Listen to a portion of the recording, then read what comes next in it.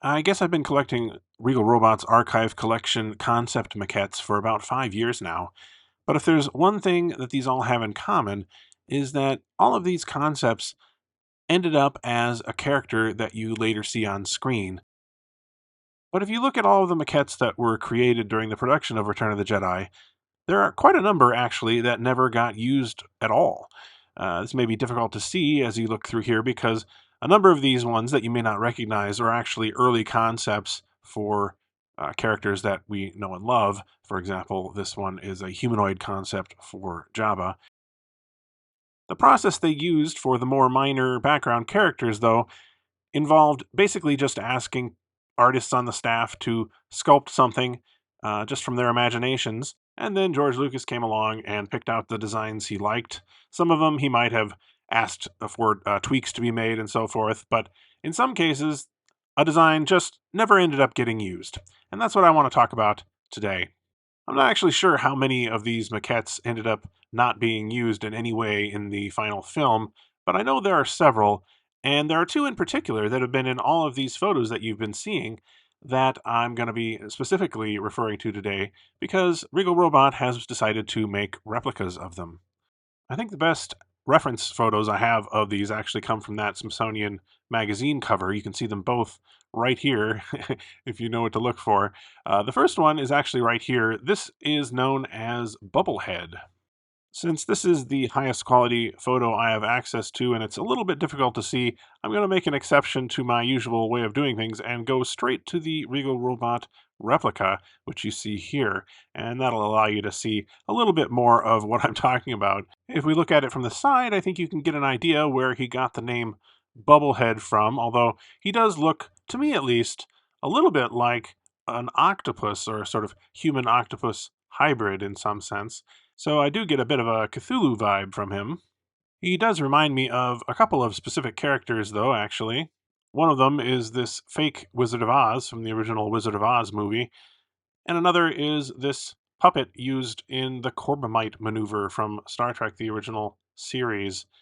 People who are perhaps a little bit younger than me might also think that he looks like Squidward from SpongeBob SquarePants.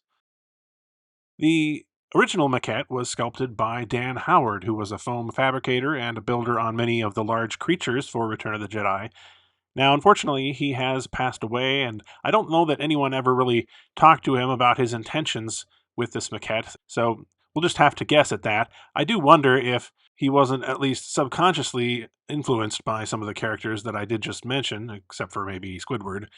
I do think this design is missing a little bit of the distinctiveness that a lot of the other characters that were selected had. It's also kind of on the simple side as a sculpture. Although I do really like the paint job, the mixture of blues and greens and things looks pretty cool if you ask me.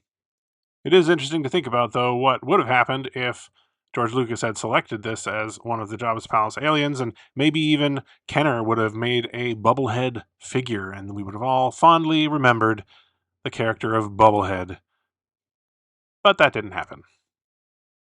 The other character we're going to be talking about today can also be found on the Smithsonian magazine cover, and he is, in fact, right here. This one, I think, is in some sense a bit more interesting in that he made it quite a bit further along in the production process before they decided to scrap the idea. This maquette was originally sculpted by Dave Carson, who did a lot of the maquettes for Return of the Jedi, including the Gamorrean Guard maquette that Regal Robot put out last year, and many others. Again, I'm going to go ahead and show you the Regal Robot replica of this maquette, just so we can have a frame of reference. At first glance, I think you'd be forgiven for thinking that this was sort of a standard alien sculpture. It looks a lot like the stereotypical alien design that probably has its origins in movies like Close Encounters of the Third Kind. But this is actually a very early concept for a being that's made entirely of light, and I think you weren't really meant to see it in this kind of detail if it were actually to have been used on screen. He would be kind of emitting light and maybe be difficult even to look at. In that sense, he reminds me a lot of Mr. Burns from that one episode of The Simpsons. In any case, the interesting thing about this character to me is that they actually put quite a bit of work into trying to realize this character and going so far as to make a full suit that was covered in lights that was going to be used, I think, to create the light emitting effect, and then maybe there was going to be some kind of a animated thing superimposed on top of that. I'm not entirely sure what the plan was. In fact, my understanding is that the stuntman wearing this rig commented that it was the most dangerous stunt he'd ever done because of the voltage involved in the costume. This was, of course, good old-fashioned incandescent bulbs, so there was quite a bit of electricity going through that suit, and maybe that's part of what convinced them to just give up on the idea. We also have this shot of the suit, which I think is just the back of it, so you can't see most of the lights, but you can see them shining on the walls.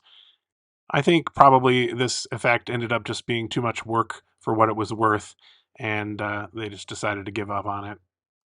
Again, though, he wouldn't really have looked like this. I think he was supposed to look more like what you see here, kind of a barely visible humanoid figure that's emitting very bright light.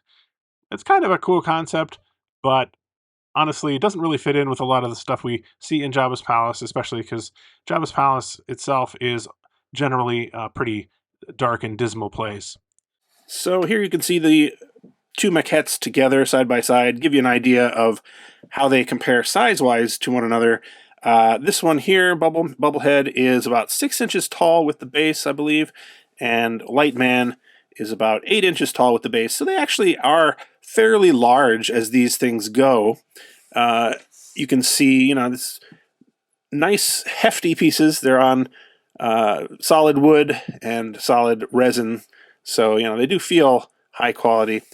These are going to be sold as a set, the 2-pack of Aliens, for $349, and it's going to be released this coming Tuesday, the 20th of May at noon Eastern Time.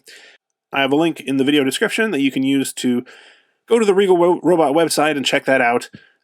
These are going to be sold as a numbered edition, so it comes with number plaques like these, and they're going to be numbered out of 100, so there's 100 sets going to be made, which is really not all that much, all things considered. I do think probably the audience for this is going to be a little bit more limited than the pieces that are, of famous characters that people remember, but I do think people who are just fans of behind the scenes Star Wars stuff or movie making, or maybe people like me who already have quite a few of the Regal Robot pieces and want to see the whole archive kind of represented in their collection, would really be interested in this, and I think it's a pretty cool offering. It's definitely something that, let's say, only Regal Robot, I think, at this point, would be putting out. You don't see a lot of places. I mean, heck, I get frustrated because a lot of companies putting out Star Wars stuff will only have, say, like the really major characters, only Darth Vader, only,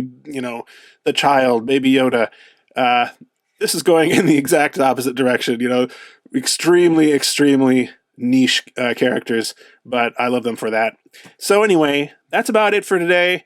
I hope you enjoyed this look at two characters that didn't quite make it into Return of the Jedi, but are having their moment in the sun right now. Thanks for watching, and we'll see you again soon.